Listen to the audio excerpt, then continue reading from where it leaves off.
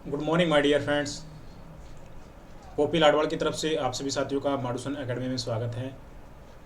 My dear friends, sessions 2022-23 का शुरू है और इस 22-23 के सेशंस के अंदर पहली क्लास शुरू कर रहे हैं इकोनॉमिक्स की।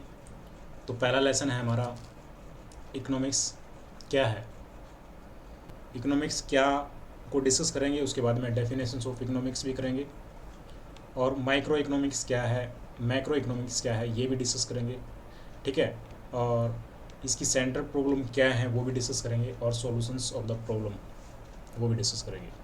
ठीक है, इकोनॉमिक्स क्या में माय डियर फ्रेंड्स, सबसे पहले देखिए हिंदी मीडियम के अगर हम बात करें, हिंदी मीडियम के जो साथी हैं वो इकोनॉमिक्स को अर्थशास्त्र के रूप में जानते हैं, अर्थशास्त्र के नाम से जानते हैं। तो हिंदी में जैसा भी इसका मतलब है अर्थशास्त्र।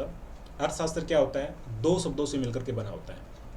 अर्थशास्त्र कितने शब्दों से मिलकर के बना होता है? दो शब्दों से। एक होता है अर्थ, दूसरा होता है शास्त्र। अर्थ प्लस में शास्त्र, यानी दो शब्दों से मिलकर के बना है अर्थ प्लस शास्त्र। तो अर्थ का मतलब क्या होता है? यहाँ पर अर्थ का मतलब होता है धन, मनी होता है। ठीक है, मुद्रा होता है। तो अर्थ का मतलब होता है धन और शास्त्र का मतलब माय डियर फ्रेंड्स क्या होता है? शास्त्र जिसके अंदर हम लोग कोई भी वैज्ञानिक अध्ययन करते हैं, तो ये हुआ हमारा वैज्ञानिक अध्ययन। तो अर्थ का मतलब है धन और शास्त्र का मतलब है जिसमें हम लोग वैज्ञानिक अध्ययन करते हैं। तो इस प्रकार से क्या हुआ? अर्थशास्त्र का मतलब क्या हुआ? धन का विज्ञान। इस प्रकार से अर्थशास्त्र को हम लोग कहेंगे धन का विज्ञान, जिसके अंदर हम लोग धन से संबंधित जो समस्याएं होती हैं उनको डिस्कस करते हैं, उनका अध्ययन करते हैं। ठीक है, तो इस प्रकार से क्या कहेंगे? अर्थशास्त्र वह शास्त्र है जिसमें हम लोग धन से संबंधित समस्याओं का या फिर क्रियाओं का अध्ययन करते हैं। तो ये तो हुआ अर्थशास्त्र, जिसके अंदर हम लोग धन से संबंधित क्रियाओं का अध्ययन करते हैं, अर्थशास्त्र। दूसरा हम पॉइंट की बात करें तो इकोनॉमिक्स जो पॉइंट है, यानी अर्थशास्त्र को ही हम लोग इंग्लिश में क्या कहते हैं? इकोनॉमिक्स कहते हैं। तो इकोनॉमिक्स क्या है? इकोनॉमिक्स भी जो है ना माय डियर फ्रेंड्स, अंग्रेजी भाषा में अर्थशास्त्र को इकोनॉमिक्स कहते हैं, आपको पता ही है इस बात का। और अंग्रेजी भाषा का यह शब्द जो है ना ग्रीक भाषा के दो शब्दों से मिलकर के बना है। अंग्रेजी भाषा का इकोनॉमिक्स जो शब्द है वो ग्रीक भाषा के दो शब्दों से मिलकर के बना है। दो शब्द कौन से हैं? वो दो शब्द हैं, एक तो है आइकोस, IKOS, आइकोस, और दूसरा होता है नीमेंस, NEMIN, नीमेंस। तो दो शब्दों से मिलकर के बना है और ये दो शब्द जो है ना ग्रीक भाषा के हैं। इन दो ग्रीक भाषा के शब्दों से मिलकर के बना है इकोनॉमिक्स। तो इनका क्या मतलब होता है? तो बात करें आइकोस की, आइकोस का मतलब होता है माय डियर फ्रेंड्स घरेलू। आइकोस का मतलब क्या होता है? घरेलू, हाउस होल्ड्स की बात करते हैं। घरेलू जिसको हम लोग बोलते हैं हाउस होल्ड, तो वो होता है आइकोस। और नीमेंस का मतलब होता है यहाँ पर प्रबंध। नीमेंस का मतलब क्या होता है? नीमेंस NEMAIN,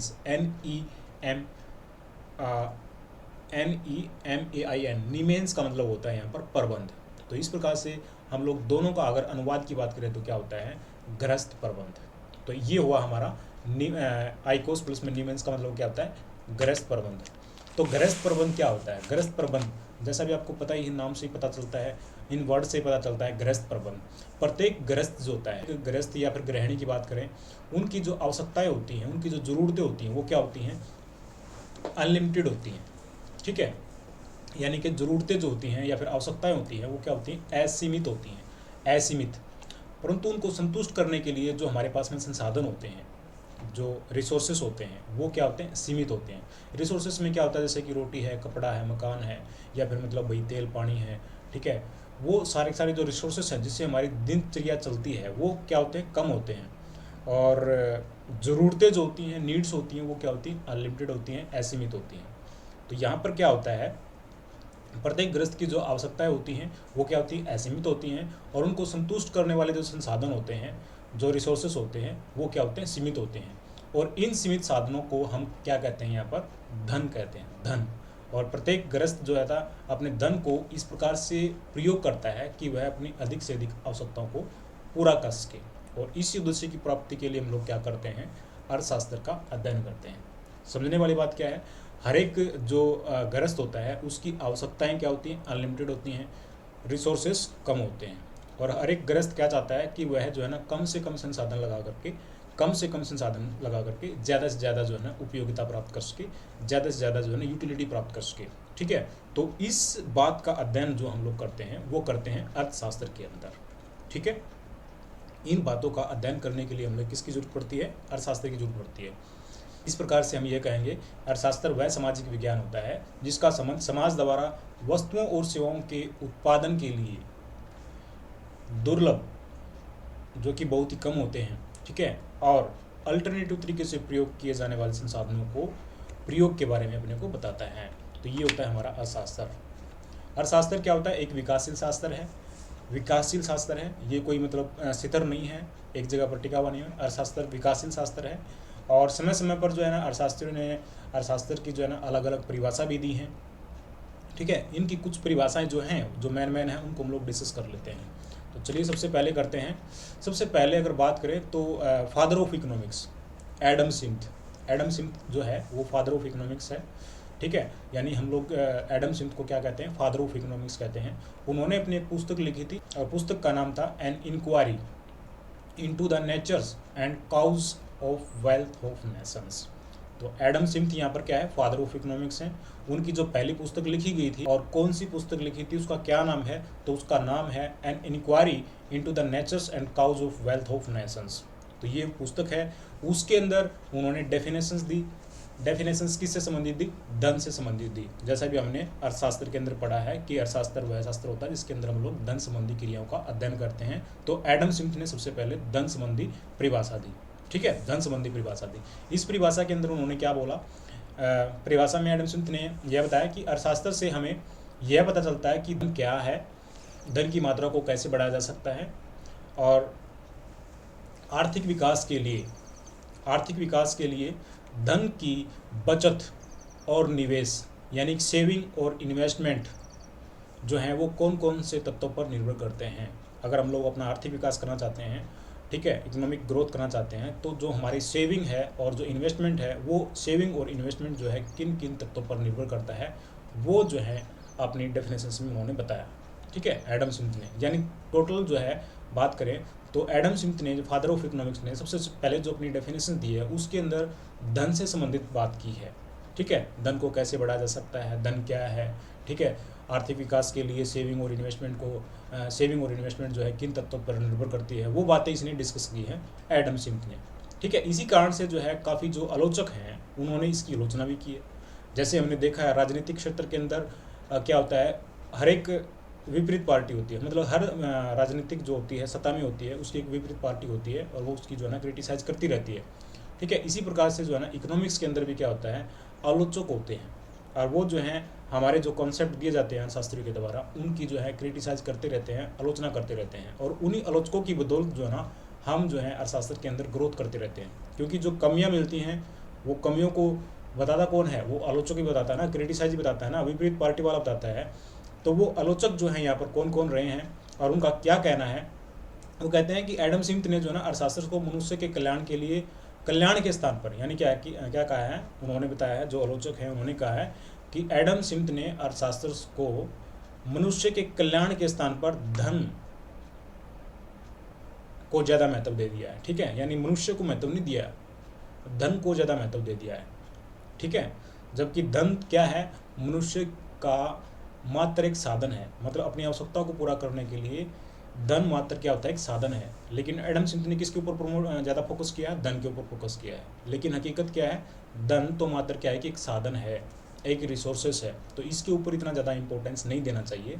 इसलिए जो है कार्लाइल, रस्किन और मारिस ने जो है ना एडम स्मिथ की परिभाषा क्या की है? आलोचना की है। तो ये जो नाम है आलोचकों के, वो जो है कार्लाइल है, रस्किन है, मारिस है, इन अर्थशास्त्रियों ने क्या किया है? एडम स्मिथ की परिभाषा की आलोचना की है।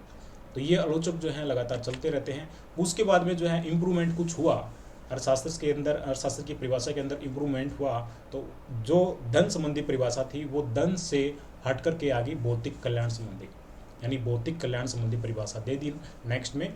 तो वो किसने दी है? वो डॉक्टर मार्शल ने दी है। डॉक्टर मार्शल ने 1890 ईस्वी में अपनी पुस्तक लिखी। डॉक्टर मार्शल ने क्या किया? 1890 में अपनी पुस्तक लिखी और पुस्तक का नाम था principle of economics. Principle of economics जो पुस्तक है वो डॉक्टर मार्शल ने लिखी थी और 1890 में लिखी थी, ठीक है। उसमें उन्होंने क्या बताया, उसमें उन्होंने बताया अर्थशास्त्र जो है जीवन के साधारण व्यवसाय के संबंध में मानव जाति का अध्ययन करता है। क्या बताया? अर्थशास्त्र जीवन के साधारण व्यवसाय के संबंध में मानव जाति का अध्ययन करता है। यह व्यक्तिगत और सामाजिक कार्यों के उस भाग का अध्ययन करता है जिसका घनिष्ठ संबंध जो है किससे होता है? कल्याण प्रदान करने वाले भौतिक पदार्थों की प्राप्ति तथा उनका उपभोग करने से होता है। जो परिभाषा दी है भौतिक कल्याण संबंधी, तो इस यहाँ पर जो फोकस किया है इसने मार्शल ने, वो किसके ऊपर किया है? भौतिक संसाधनों की प्राप्ति तथा उसके उपभोग से संबंधित बात की है। भौतिक संसाधन कौन कौन से होते हैं? रोटी, कपड़ा, मकान, पैसा, जो भी है वो भौतिक संसाधन है ना, उसके ऊपर फोकस किया है। एडम स्मिथ ने तो धन के ऊपर फोकस किया था, खाली धन की बात की थी, लेकिन यहाँ पर इसने क्या बात की है? भौतिक कल्याण के ऊपर फोकस किया है। भौतिक कल्याण प्रदान करने वाले संसाधन जो हैं उसके ऊपर फोकस किया है। तो मार्शल यहाँ पर क्या करता है? भौतिक पदार्थों या फिर सेवाओं का अध्ययन करता है अपनी परिभाषा के अकॉर्डिंग। जीवन के साधन व्यवसाय से अभिप्राय। साधन व्यवसाय का मतलब क्या यहाँ पर क्या है? जीवन के साधन व्यवसाय से अभिप्राय मनुष्य के आर्थिक कार्यों से है। आर्थिक कार्यों, और आर्थिक कार्य वे कार्य होते हैं जिनका संबंध किससे होता है? धन कमाने से होता है। तो यहाँ पर जो है आर्थिक कार्य की बात की जाती है, तो आर्थिक कार्य का मतलब क्या होता है? धन कमाने के लिए जो भी हम लोग काम धंधे करते हैं वो, ठीक है। और उनसे हम क्या करते हैं? भौतिक पदार्थों को खरीदते हैं या फिर उनसे उनको उपभोग करते हैं। तो कुल मिलाकर के जो निचोड़ इसके अंदर दिया है वो भौतिक कल्याण संबंधी जो रिसोर्सेस होते हैं उनकी बात की है, ठीक है, भौतिक कल्याण की बात की है। इसलिए जो है यहाँ पर भी जो है आलोचक आ गए, क्रिटिसाइज करने वाले आ गए, उन्होंने भी इसकी आलोचना की। तो अर्थशास्त्र के अंदर मार्शल क्या करता है? सभी मनुष्यों का अध्ययन करता है, चाहे वो समाज में रहते हो चाहे ना रहते हो, ठीक है। और सभी प्रकार के जो सीमित संसाधन हैं, सभी प्रकार के सीमित साधनों से संबंधित आर्थिक क्रियाओं का अध्ययन किया जाता है। सभी प्रकार के सीमित जो संसाधन होते हैं उनकी आर्थिक क्रियाओं का अध्ययन किया जाता है, चाहे वो हमारे भौतिक के हों चाहे ना हो। मतलब कोई वस्तु ऐसी है जिसको हम लोग भोग कर सकते हैं, कुछ वस्तु ऐसी है जिसको हम लोग भोग नहीं कर सकते। तो यहाँ पर दोनों वस्तुओं का क्या किया जाता है? अध्ययन किया जाता है। तो क्रिटिसाइज करने वाले जो आलोचक है वो कहते हैं कि ऐसा क्यों, दोनों चीज़ों का हम लोग अध्ययन क्यों कर रहे हैं, मतलब मार्शल ने दोनों चीज़ों का अध्ययन क्यों किया है? तो ये भी इसकी क्रिटिसाइज की। और सभी प्रकार के कार्यों का अध्ययन किया जाता है। सभी प्रकार के कार्य, जब किसी भी प्रकार का कार्य है उसका अध्ययन किया जाता है, चाहे उस कार्य से मतलब मनुष्य का कल्याण होता हो चाहे ना होता हो। तो ये भी जो है क्रिटिसाइज करता है, यानी भौतिक कल्याण संबंधी परिभाषा की क्रिटिसाइज की है इन बातों को लेकर के, ठीक है। सभी प्रकार के कार्यों का अध्ययन किया जाता है, चाहे वो भौतिक हो चाहे ना हो, चाहे उसके भौतिक कार्य में वृद्धि होती हो चाहे ना होती हो। सभी मनुष्यों का अध्ययन किया जाता है, चाहे वो समाज में रहते हो चाहे ना रहते हो। तो इस प्रकार की बातें जो है क्रिटिसाइज करने वालों ने कही है। तो इसलिए जो है एक आगे और डेफिनेशन आई जिसको बोलते हैं हम लोग दुर्बलता संबंधी परिभाषा। दुर्लभता बोलते हैं, दुर्लभता जैसा मतलब क्या होता है? रेयर होता है, जो बहुत ही कम मिलते हैं। दुर्लभता संबंधी परिभाषा, दुर्लभता संबंधी परिभाषा दी किसने दी? ये दी रॉबिन्स ने दी सबसे पहले ये परिभाषा 1932 ईस्वी में अपनी पुस्तक में दी, और पुस्तक का नाम था उसका an essay on the nature and significance of economic science. तो रॉबिन्सन अलग है, रॉबिन्स ने दी ये परिभाषा, दुर्लभता संबंधी जो परिभाषा दी है वो रॉबिन्स ने दी है। और किस पुस्तक के अंदर दी है? पुस्तक का नाम अगर पूछें तो वो पुस्तक का नाम है एन एशे on the nature and significance of economic science. इसके अंदर जो है उन्होंने अपनी परिभाषा दी है, और उस परिभाषा में वो क्या कहता है? वो कहता है कि अर्थशास्त्र जो है वह विज्ञान है जो विभिन्न उपयोगों वाले सीमित साधनों तथा उद्देश्य से संबंध रखने वाले मानवीय व्यवहार का अध्ययन करता है। परिभाषा में देखो पहले से और ज़्यादा इम्प्रूवमेंट हो गया। अर्थशास्त्र क्या बताया गया है? अर्थशास्त्र वह विज्ञान है जो विभिन्न उपयोगों वाले, यानी जिसके जो है ना जिस संसाधन के अल्टरनेटिव तरीके से प्रयोग किए जा सकते हैं, यानी विभिन्न उपयोग हैं, उस एक कोई भी संसाधन है उस संसाधन का हम लोग अलग अलग तरीके से उपयोग कर सकते हैं, तो वो है विभिन्न उपयोगों वाले हैं। और वो क्या होते हैं? सीमित संसाधन है, बहुत ही कम संसाधन है, अपने पास में थोक में नहीं है, बहुत ही कम संसाधन है, यानी सीमित साधनों तथा उद्देश्यों से संबंध, साधन भी मतलब जो है ना सीमित है और उद्देश्य अनलिमिटेड होते हैं, विभिन्न उद्देश्यों से संबंध रखने वाले मानवीय व्यवहार का अध्ययन करता है। अपने अर्थशास्त्री हैं रॉबिन्स, उसने क्या बताया? अर्थशास्त्र मनुष्य के उस कार्य का या फिर उन कार्यों का अध्ययन करता है जिन्हें वे अपनी असीमित आवश्यकताओं को सीमित साधनों के द्वारा पूरा करने के संबंध में करते हैं। तो ये बात जो है रॉबिन्स ने बोली है, ठीक है, मार्शल ने नहीं बोली थी, एडम स्मिथ ने नहीं बोली थी, ये बोली है रॉबिन्स ने, ठीक है। और ये साधन जो है ना केवल सीमित ही नहीं होते, यानी कि बहुत ही कम ही नहीं होते, बल्कि इन साधनों को जो है ना हम लोग अल्टरनेटिव तरीके से प्रयोग कर सकते हैं, यानी एक संसाधन को एक से अधिक स्थान पर हम लोग यूज कर सकते हैं अल्टरनेटिव तरीके से। जैसे कि दूध होता है, दूध से हम लोग दही भी बना सकते हैं, दूध को हम लोग बच्चों को भी पिला सकते हैं, या फिर दूध से हम लोग चाय भी बना लेते हैं। तो एक जो प्रोडक्ट है उसको हम लोग एक से अधिक तरीके से प्रयोग कर सकते हैं, उसको बोलते हैं हम यहाँ पर अल्टरनेटिव तरीके से उसको हम लोग यूज कर सकते हैं। साधन सीमित होता है और उस सीमित संसाधन को वैकल्पिक तरीके से यानी अल्टरनेटिव तरीके से प्रयोग कर सकते हैं। ये बात किसने बोली है? रॉबिन्स ने बोली है। किस में बोली है? दुर्बलता संबंधी परिभाषा के अंदर बोली है, यानी दुर्लभ होती हैं जो चीज़ें होती हैं, जो संसाधन होते हैं वो क्या होते हैं? दुर्लभ होते हैं। तो उससे संबंधित जो परिभाषा की है वो रॉबिन्स ने दी है। इसलिए जो है हम लोग यहाँ पर क्या करते हैं, जो रेयर संसाधन होते हैं, सीमित संसाधन होते हैं, उसके अलग अलग तरीके से हम लोग यूज़ कर सकते हैं। इस कारण से एक समस्या और यहाँ पर एंटर कर जाती है, उसको बोलते हैं यहाँ पर चुनाव की समस्या, यानी इससे संबंधित एक समस्या आ जाती है, उसको बोलते हैं चुनाव संबंधी समस्या। तो यहाँ पर चुनाव का अब अपने को अध्ययन करना पड़ता है कि हम लोग वो जो संसाधन है, कम से कम संसाधन है, उसको हम लोग किस प्रकार से यूज़ करें, किस तरीके से यूज़ करें, कहाँ पर यूज़ करें, ताकि उससे अपने को ज़्यादा से ज़्यादा यूटिलिटी या फिर उपयोगिता मिल सके। तो यहाँ पर जो डेफिनेशन दी है बहुत ही अच्छी दी है, ठीक है। लेकिन यहाँ पर भी जो है ना आलोचक आ गए हैं, आलोचना करने वाले आ गए हैं। और वो आलोचक कौन है? डार्विन है, फ्रेजर है, एली है। इन शास्त्रियों ने भी क्या कर दी? इस परिभाषा की आलोचना कर दी। हालांकि जो है मार्शल एडम स्मिथ ने कुछ बोला था, मार्शल ने कुछ बोला है, उसके बाद में जो है रॉबिन्स ने भी कुछ अलग बोला है। यहाँ पर जो है ना परिभाषा के अंदर इम्प्रूवमेंट हो रहा है, अपडेट हो रहा है कि क्या है परिभाषा, इसकी परिभाषा, इकोनॉमिक्स की परिभाषा क्या है, वो हम लोग डिस्कस कर रहे हैं। तो यहाँ पर रॉबिन्स की जो परिभाषा उसकी आलोचना कर दी, डार्विन ने कर दी, फ्रेजर ने कर दी, एली ने कर दी। इन अर्थशास्त्रियों ने इसकी परिभाषा की आलोचना कर दी और कह दिया कि अर्थशास्त्र जो है ना केवल चुनाव तथा मूल्य निर्धारण का शास्त्र नहीं है। क्योंकि लास्ट में इसने क्या बोला? जो संसाधन हैं वो हमारे रेयर होते हैं, बहुत ही कम होते हैं, और यहाँ पर अपने को चुनाव करना पड़ता है कि संसाधन को हम लोग कहाँ लगाएं। तो यहाँ पर जो ये अर्थशास्त्री आए, डार्विन, फ्रेजर, एली, इन्होंने कल्याण की बात नहीं कही, आर्थिक समस्याओं की बात नहीं की। तो खाली ये चुनाव की समस्या होती है इसके अंदर? नहीं, और भी कुछ होता है। इसलिए जो है इसके अंदर और अपडेट हुआ, और जो है परिभाषा के अंदर इम्प्रूवमेंट हुआ, और आगे जो एक और नई परिभाषा आई उसको बोलते हैं हम लोग विकास केंद्रित परिभाषा। विकास केंद्रित परिभाषा।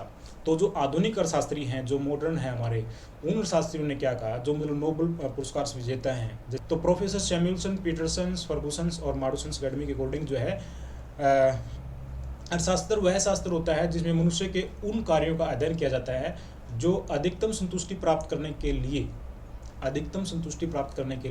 सीमित साधनों का उचित प्रयोग के संबंध में करते हैं। कहने का मतलब क्या है? प्रोफेसर सैमुअलसन, पीटरसन, फर्गुसन, जो मॉडर्न अर्थशास्त्री हैं, जो आधुनिक अर्थशास्त्री हैं, जो नोबेल पुरस्कार विजेता अर्थशास्त्री हैं, उन्होंने क्या कहा है? अर्थशास्त्र वह शास्त्र है जिसमें मनुष्य के उन कार्यों का अध्ययन किया जाता है जो वह अधिकतम संतुष्टि प्राप्त करने के लिए सीमित साधनों का प्रयोग के संबंध में करते हैं। तो ये परिभाषा बहुत ही स्टिक है और बहुत ही अच्छी परिभाषा है। इसको काफ़ी मान्यता मिली है कि अर्थशास्त्र के अंदर किस चीज़ का अध्ययन करते हैं?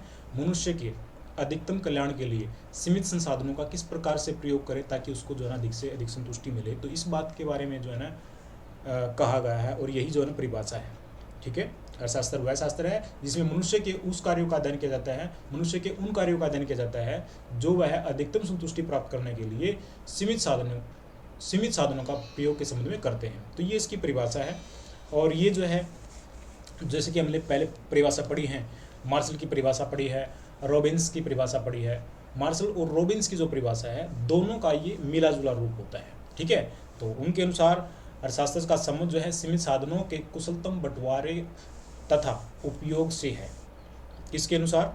मार्शल के अनुसार और रॉबिन्सन के अनुसार। उनके अनुसार क्या है? अर्थशास्त्र का संबंध किससे होता है?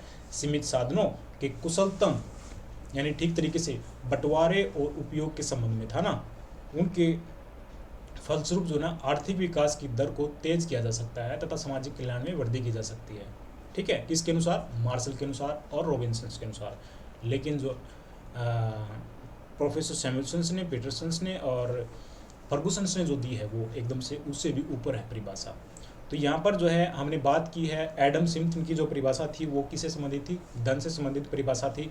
मार्शल की जो परिभाषा थी वो कल्याण संबंधी परिभाषा थी, ठीक है। रॉबिन्सन की जो परिभाषा थी, रॉबिन्स की जो परिभाषा थी वो दुर्लभता संबंधित परिभाषा थी। और सैमुअल्सन की जो परिभाषा है वो आर्थिक विकास रूपी धारणाओं को लेकर के बनाई गई है, ठीक है। ये जो है हमारे फर्गुसन के अकॉर्डिंग, प्रोफेसर सैमुअल्सन के अकॉर्डिंग और पीटरसन के अकॉर्डिंग है, ठीक है। अर्थशास्त्र वह शास्त्र होता है जिसमें मनुष्य की आवश्यकताओं की अधिकतम संतुष्टि, जो हमारी जो नीड्स हैं उसका अधिक से अधिक क्या होना चाहिए? संतुष्ट होना चाहिए। और साथ साथ में क्या होता है कि कल्याण में वृद्धि होनी चाहिए, आर्थिक विकास होना चाहिए। ये सारी बातों को शामिल करता है ये सैमुअल्सन, पीटरसन और फर्गुसन। आवश्यकताओं भी संतुष्ट हो, कल्याण में भी वृद्धि हो, आर्थिक विकास भी हो, सारी बातों का मतलब जो है ना मिला जुला रूप जो है वो होना चाहिए, तभी जो है ना बेटर होती है।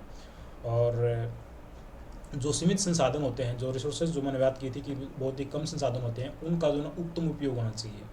हम लोग जो चयन करते हैं तो चयन मतलब इस प्रकार का होना चाहिए ताकि जो है ना बिल्कुल बेस्ट यूज हो, ठीक है। और उत्पादन विधि अच्छी होनी चाहिए, वितरण भी अच्छा होना चाहिए। तो सारी समस्याओं का अध्ययन करता है अर्थशास्त्र। तो ये जो परिभाषा है वो बिल्कुल बढ़िया परिभाषा है। तो माय डियर फ्रेंड्स, अभी तक हमने जो बातें डिस्कस की हैं वो अर्थशास्त्र के परिचय की बात की हैं, इंट्रोडक्शंस की बात की हैं और इसकी डेफिनेशंस की बात की हैं। अलग अलग अर्थशास्त्रियों ने इसकी अलग अलग परिभाषा दी हैं।